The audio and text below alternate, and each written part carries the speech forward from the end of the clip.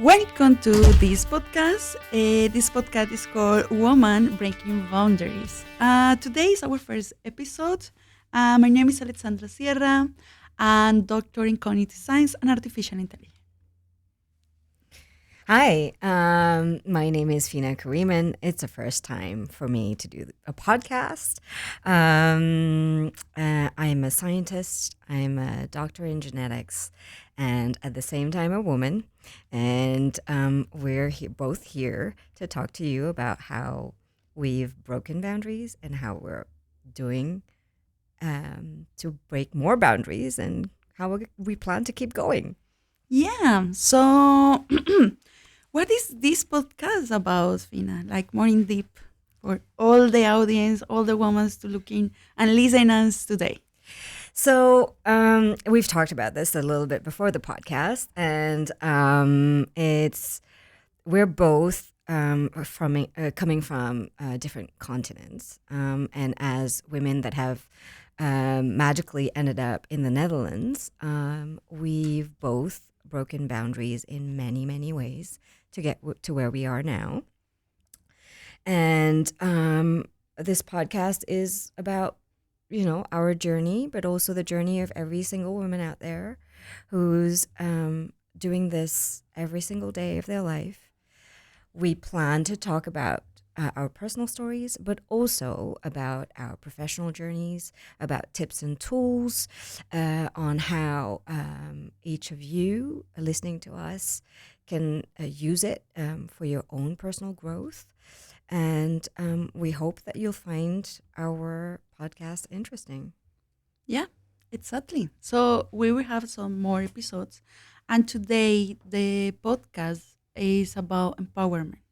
So I think a lot of people are questioning what is empowerment. So what do you think, Fina? We go for this, start to describe the concept? Yes, we should. And I think, so I was inspired by this concept because I was talking to Alexandra, and she told me a really powerful story. She mentioned that she was discussing with her mother about the concept of empowerment, and her mother asked her, but what does that mean? And I had to take a second, to pause and go, oh, wait a minute. What does it really mean? So maybe you want to take that away and kind of talk about what that experience was for you. Yeah, so I'm from Colombia, but I live in here in the Netherlands. So my mom we communicate each other by phone. Then we have a different kind of perspective of life. And then I say, Mom, I think I dealing for many difficulties to study abroad, working in another country, and have different type of relationship. It's very difficult. Yeah. And that way, I need to have my strong and my power, and I want to start to help another woman to teach what is empowerment. So my mom, she's 65 years old. And she say, okay, sounds nice. Then she say, but what is empowerment? Yeah. So I say, empowerment is when you be more stronger and confident what you are doing, and actually how you can control better your life. Yeah, but only can happen if you are in the vulnerable situation, or a situation where you feel limited. So it's when everything is fine for you, the life is, you like everything, your partner, you have a job, you have everything in control, you don't need empowerment. But the empowerment coming when you have this difficult situation, and then how you can cross and break in this limitation. Yeah. So you need to find you strong again. So my mom was like, wow, sounds cool. So, and that I was started with this concept. And I'm here already living in the Netherlands for 9 years. So yeah, it's very different. What do you think about, why you like this conversation with my mom actually? Well, so I liked it because here you are both moms. You've both raised children. Mm-hmm. You are both, in my view, I haven't met your mom yet, but from what you've said, she sounds like an amazing woman. Mm-hmm. She's an entrepreneur. She's raised you and your sister. And you have also raised your own child. And in my eyes, you're both very successful. When I hear your story, you're a doctor in AI and cognitive science, and she's an entrepreneur and very successful at it. Um, it really like compelled me to think about it. Like, you, in my view, when I look at you from the outside, I see you as empowered women. And it's interesting to me that as empowered women from the outside, you're having that conversation and going, oh my God, I'm learning something new. So I really like that. I think it shows that, it doesn't matter how old you are. It doesn't matter what you've accomplished in life. It does matter that conversation happens in an open and vulnerable way. Yeah, so this story coming about is because my mom renting apartment to one of the guy, and the guy didn't want to pay her because he want to, yes, I don't know, he have a struggle with money. So when she asking for pay the rent, and again, in Colombia they have some problems for respect a woman when she don't have a man next to her. So when I have this conversation, because my mom was so frustrated, she don't know if she need to hire a lawyer to help her in this problem. So I told her this thing, Mom, you are empowered. You don't need a man next to you. They can help you or protect you in some way. But also there are situations when you are not, they need to respect you. Yeah. So she went there and talking with more powerful, like strong, I don't know, with this person to rent in the house. And the guy say, you coming here to ask me for the money for the rent because you are a selfish person. And my mom say, no, I'm not selfish. I'm an empowered woman. So the guy was in shock. What? And then I say, yes. And now we do it legally. But it was different way to she approached it. She has so strong in his bones. But I think you say something interesting because actually my mom is entrepreneur. In some way, she working also in a companies too. But in that sense, she don't know what is empowerment. I think she acting, but she didn't know. So I think a lot of women to live in the same situation, so they don't know what is the term is about. But also, like from what you're describing, right? Like what you told me that story, I really felt it. I felt it deep down. I felt that she felt the power. Yeah. Because it takes a lot to walk up to that guy and say, "Hey, like this is like you owe me. Please, like respect me enough to give me what you owe me." Yeah. And like you really need to like if you're faking it, people. I in my opinion, if you're faking it, people can automatically sense it. Yeah. But if you're not, you really truly feel it on the inside. Like it doesn't matter. Yeah, exactly. So the empowerment is in the moment where you are like you sometimes you do actions and you doubt of yourself, but you need to feel in that in your intuition like you have some rights. Yes. So in that sense, when you go, you can prepare everything, but you need to feel it like you are sometimes right. And if not, you need to communicate with the person. But what it changed to her was not looking for a guy to help for the rent, is looking in a different direction.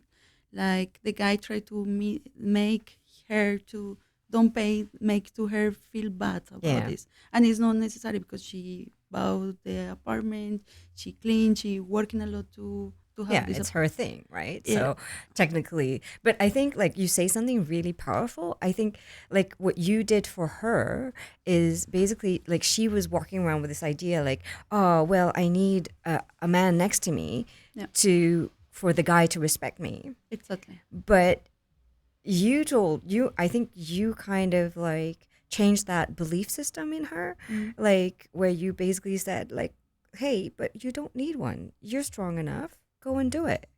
Yeah. And when you need a service of another lawyer or something, No problem. it's not in the sense of need. Yeah. It's more in the sense, let's do the procedure and don't want to be so Yeah. stressed about, I can do the things in more rational way, but Yeah. not to consume their energy. Yeah. So this is a beautiful, so I would say, okay, if my mom want to listen, she's 65 years old, like we can have these conversation, these episodes for ladies more younger, like 18, 25, 30s, in the 40s, in the 50s, yeah? So if the women want to listen, we can have this conversation. And actually, Fina, she's a leader here in the city where we are doing this podcast. She's president of, yeah, the club. So it's called the International Women's Club of Breda. I was cleverly roped into this position. But yeah, it's really, I've been at it now for a couple of months, and I'm starting to like it more and more because I'm getting to know women of all ages, of all countries, but like on a really personal level. And we all have something in common. We all broke boundaries to emigrate to this country. All of us for various different reasons. Some of us to study, some of us because they found love and married a Dutchman. But all of us have chosen to be here. And actually, like, it's because of the international community that I met you. Yeah. So Breda has a really thriving international community, and it's really heartwarming to meet people that have similar challenges and similar interests. And we're all working really hard to adapt and, integrate, but also keep our own identities. Yeah. So tell me something more about you. So you coming from where? So yeah, that's I know her, but you don't know her, so that's a really long story. No, so the short version of the long story is that I'm originally from Mauritius. Most people don't know what that is. It's a tiny, tiny island in the middle of the Indian Ocean, and I grew up there. And when I was 18, I said to my parents, I said, "Look, I'm gonna leave. I want to go and study." So I left when I was 18 to go study something that both my parents were against. Yeah. My father was so mad. So their vision of what I would do coming from an Asian family in Mauritius was that I would become a doctor, because most of my siblings and my family, my cousins, they are all in the medical field. And I happen to love math, and that was not acceptable, because what would I do with mathematics, right? Would I become a math teacher? And just like, that was not okay. So they were like, okay, you need to go study medicine because you're going to be a doctor. Like, and I was like, no, I don't want to be a doctor. So the funny thing is that I am now, but I'm a different kind of doctor. I mean, I don't treat people, but I actually wanted to do math, and I thought very like, I was like, okay, let me get creative about this because I don't want to disappoint my parents. So I was like, okay, is there something that I could do where I can combine math with medicine? And then I was Googling online, and I was like talking to people, and I found it. I was like, okay, well, maybe I should do biomedicine, because that combines both. So I keep my parents happy and I can do mathematics. So that's how I left. I left to go and How study. many years? Oh my God. It's like, that's so long ago. She don't want to say. Okay. I was like, so long ago. But she actually, but you study here? I studied in London You first. studied in London. So I did my bachelor in London. And then I came, after my bachelor in London, I came to the Netherlands to do my master's. There was this, I was passionate about genetics, because genetics has that math component in it. I found a master's program that would do genetics here. So I came here to do my master's. And I always had the ambition to leave And then I did my master's, and then I started doing my PhD there at Leiden University. Okay. And then and I thought, okay, I'll do my PhD and then I'll leave. I did leave for a couple of years. I went to Boston to do my postdoc, but somehow I ended up coming back to this country. So I'm still here, Yeah. like 20 years later. Yes, and then we met in Breda. We're We in met, Breda. yeah. So I was like, out of all of the... So do you want to tell the story of how we met? yeah. Because that was funny. Oh, it was funny. Okay, so yeah, we met in Breda. But well, you can tell. You can tell. Okay, I can tell. Yeah. So I recently moved to Breda, and for various personal reasons, and I was looking online because I was advising a company, a startup on medical health stuff, femtech. And I was looking at different ideas, and I saw in the expat group an announcement from you saying, "Hey, I have like this gaming virtual reality thing that I'm testing out, and I need some people to try it out and give me some feedback. Would people be interested in that?" And I was like looking at it, and I was like, "Oh my God, this is so awesome.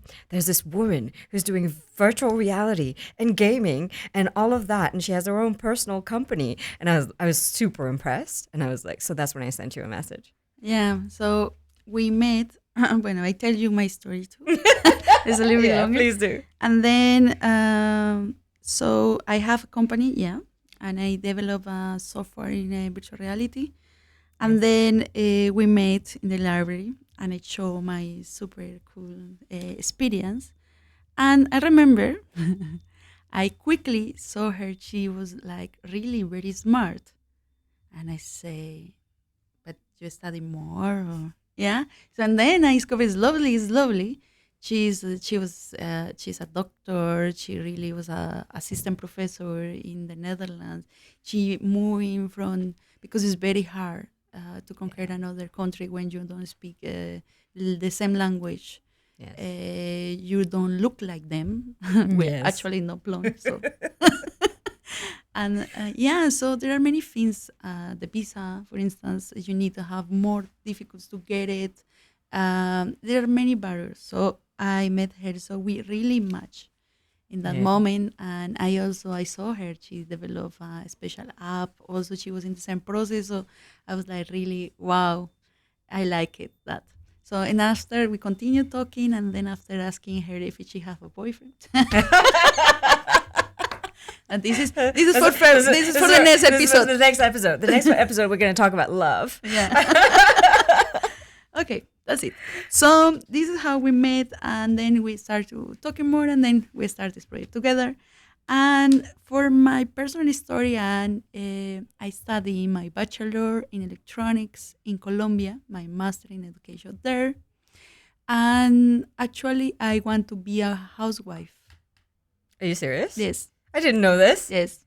So I want to be a perfect housewife. I want to buy amazing kitchen. Wow. Red. I don't know why I went to red sofa. So look cool. You wanted a red sofa. Jesus. That's good. And then I have my partner, my son. Yeah, everything like was in place to be a good housewife and working like a teacher, and that's it. But I have a project, and the project was very famous in Colombia, actually. I teaching the students how they can do robotics in very poor neighborhood, and how they can do research based on that. Wow. So it was a huge impact in Colombia. And something in the same too, I won a prize, and I went to South Korea to training for educational robotics there for free. And then I was never took a fly in my life. My English was zero, so you need to understand me. Sometimes I have a huge accent. It's okay. And then in the moment, I never took a fly. Imagine, so for me to change from Colombia to go to South Korea, to Seoul and Incheon. How old were you? I don't want to say this. Oh. Okay, but it was so... But were you like... 10 years ago? Okay. 10 years ago. 10 okay. 10 years ago. 10 years ago. All right. So I was like, when I went there, I saw another like continent, another faces, and then another faces. So I was like, in that moment when I went there, changed my life because I say, wow, everything I do in Colombia is actually was very advanced in South Korea, and I was very surprised how it was possible. I can teaching that with where in Colombia in that moment was not good in technology and economics. So, did you teach yourself, or how did that go? I'm curious. Yeah, so there are always very smart people in Colombia. So I connected with engineers, and we do the project together. Oh, nice. And then I went there, so I changed. And then in one moment I say, oh, wow, I need to learn in English because I need to communicate with the people there. So there was a translation and this. And then also changed my life because I saw that South Korea in Seoul, in Seoul, they was also very poor in one moment. And they can live in with just one table. Wow, yeah. And it was a room, and there was a lot of people, and they don't have money, there was no food.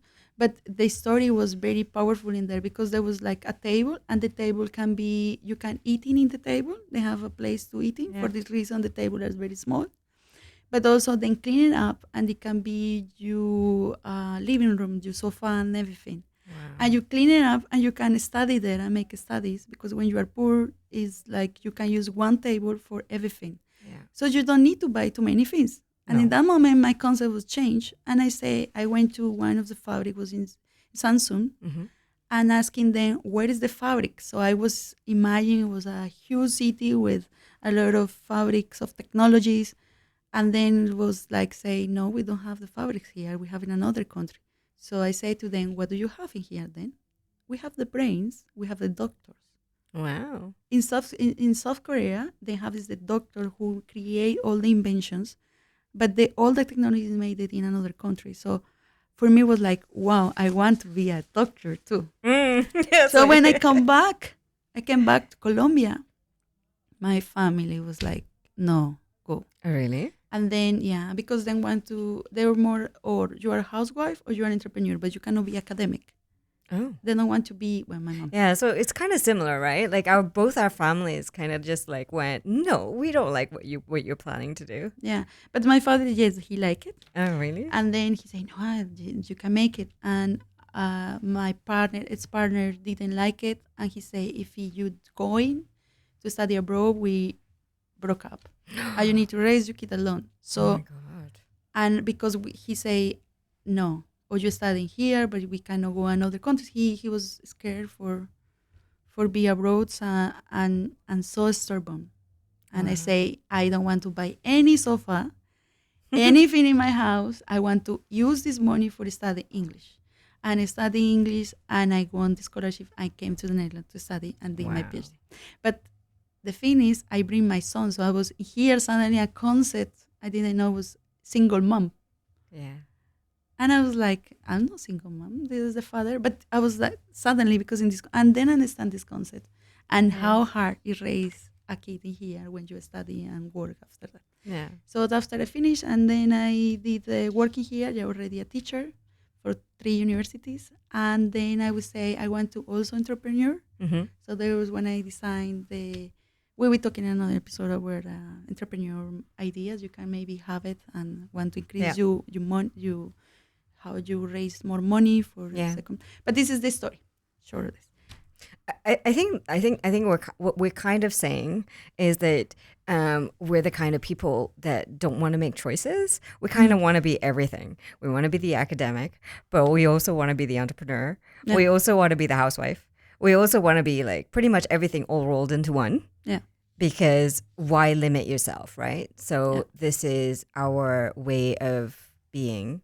And I totally identified with that when I met you. So that's kind of, Yeah, but there is one concept of empowerment. And I think all of you maybe can feel in one moment is what is the family expectations? And it's very strong because I think sometimes if your parents support you, it's very good, but sometimes it didn't happen, or your partner, and you need to take the decision. Yeah, you do. I mean, oh my God, it's like my father, like I'm definitely my father's daughter. Mm-hmm. And when he told me, he was like, not enthusiastic about my choices to go do biomedicine. My heart broke, right? But we also had a fight, and I left, and we didn't talk for months, and that was something that we didn't like that I'd never experienced in my life before. It was so heart-wrenching. But having said that, so I was just as stubborn as he was. So there we are, two stubborn people kind of going like, I don't like what you are deciding. But like a few months later, we talked, and he said literally that he was so proud that I actually stood my ground, Mm. that I actually like said no because I followed what I wanted to do. And like even like unfortunately my father is not with us anymore, but throughout his life for the next, you know, years to come, he was so proud. He would talk about what I was doing, where I was going, my travels, my experiences, the fact that I, managed to get like a position at Harvard. He was so proud. So I guess in a way, it took a lot to go against the person who I truly loved. But I think at that time I had enough drive to be able to go, okay, I'm going to follow this. Everything's going to be fine. But like part of the empowerment story is that sometimes we don't feel that. Yeah. And that's what we want to bring across to you, is that when you don't feel that like inner burning of like, I truly believe in this, what is it that you can do? What is it that you can implement in your own life so that you can feel it? Because we've both been there, right? Yeah. We've been the empowered cells that like at times, but we've also been down in the ditches and kind of just like went, oh my God, my life is over. I don't know what to do with this. Yeah, exactly. So in these vulnerable situations, there are something important, and you need to know is the knowledge make you powerful. So this is the idea we coming to here to do this podcast, because it's not only you have a motivation and we told you stories. It's also you need to learn some tools for that, and you need to be outdated. What happened in artificial intelligence? What you can improve in your health, for instance. Yes. What do you can do for have more sustainable values? What does this mean when you buy clothes and you have some decision in your life? What happens when you need to choose a partner? It's very Yes. difficult. Yeah. And there are many aspects where we're talking in this podcast. So if we can help you to like reflect, because sometimes you need to understand that the knowledge is in you, no? The Yes. right We all, choice is in you. But it's important to learning of others too. Yeah. And sharing also, and if you have inspiration idea also, and you want to tell us also, you can come and contact us. We can very happy to listen to you. Yes, we'd be happy to get feedback on topics that you might think is interesting. What we're aiming to do is to look at the total picture, right? So not only work, but personal, health, everything. Like, so if there are specific things that, having listened very briefly to both our personal stories, if there are things that have gotten you curious, let us know, because we'd be happy to talk a little bit more about that. Yeah.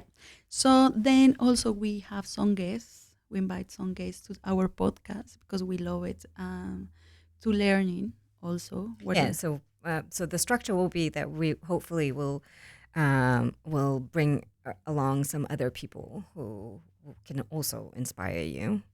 Yeah. So talking about inspiring, I don't know. Maybe Fina we can share something or poems or some really inspire you to empowerment. You have it? Yeah. So this is funny because we were talking about this, right? We were talking about like, okay, so we're talking about women empowerment, and we talked about like, okay, so if there's one thing that you would want to say about empowerment, like that comes to your mind, like at a point when, so imagine you're down in the ditches, what do you do? Like, what is empowerment to you at that moment? What helps you to like kind of get up and go, okay, I need to just pick myself up and keep going. And for me, and I think we talked about it briefly, and there's this poem that I also like shared with my mother, who's 80, and she I shared it, I think, about a year ago with her, and she loves it. It's a poem that's from Maya Angelou, and it's called "Still I Rise." And whenever I'm down, I will pick up that poem and I will look at it because the words are so powerful. But you have it here? I do, yeah. Do you want me to read it? Yeah, a little bit, like a little. I don't know, maybe a small sentence. I don't know the poem, so okay. Maybe. So I think this is interesting. I love this poem. I love it. But yeah, I hope it resonates with some of you. So the poem goes. You may write me down in history with your bitter, twisted lies. You may tread me in the very dirt, but still, like dust, I rise. Does my sassiness upset you? Why are you beset with gloom? 'Cause I walk like I've got oil wells pumping in my living room. Just like moons and like suns, with the certainty of tides, just like hopes springing high. Still, I rise. Did you want to see me broken? Bowed head and lowered eyes, shoulders falling down like teardrops, weakened by my soulful cries? Wow, she's extremely poetic. I love it because she kind of looks super philosophical. I want to say my inspiring song is Soltera, single of Shakira. Well, that's great too. It's like, we could do both. Like, you could listen to the poem and like kind of like put Shakira in the background, like. Yeah, but singing. it was the name. The name of the song was Soltera. I don't know. I want to be single. Wow. Okay. Do you? This lady friends this with a nice car and go to. I was like, no. So I think the personalities that we're probably like. I do listen to this poem, but I also could be like blasting that music in the background too. Yeah. Yeah. So this is very nice for the podcast because we could really complement each other. So yeah, but you can remember me the name of the song. Yeah. And then also for the next episode, we will be talking about, and something is very important for a woman, because there are also a lot of YouTube videos to talking when the woman have more years. Yeah. And what happened if he's single or not single, and what then are expectations for love. Yeah. Yeah. So when they're thinking they're academic, so yeah, they have some expectation. Sometimes we are not agree with that, or sometimes we are agree with that. So our next episode is what is the next episode? So the next episode is about breaking boundaries in love. Because the next episode will do the recording in February, and as you all know, February is the month of love, Valentine's Day. So, and it's something that's very actual, I think, in both our lives, and we'll hear more people talk about it. So we hope we can tell you some stories and give you some tips and tricks next time we meet you. Yeah. So I will add also some. Information about algorithms of artificial intelligence is involved in these love apps. Awesome. And then if you want to follow our social media, you will see below in this video, and also in the description of this podcast. Yeah. And if you want to communicate, give some questions, and we'll be talking about in this podcast also, you can send us an email. We will have an email soon. Yep. And then that's it, and see you in the next episode. You want to finish with something, or? Yeah, no, I'm just really excited about this series, actually. So all I want to say is I hope I see you guys and you next time, and we can have fun. Okay, bye-bye. Bye.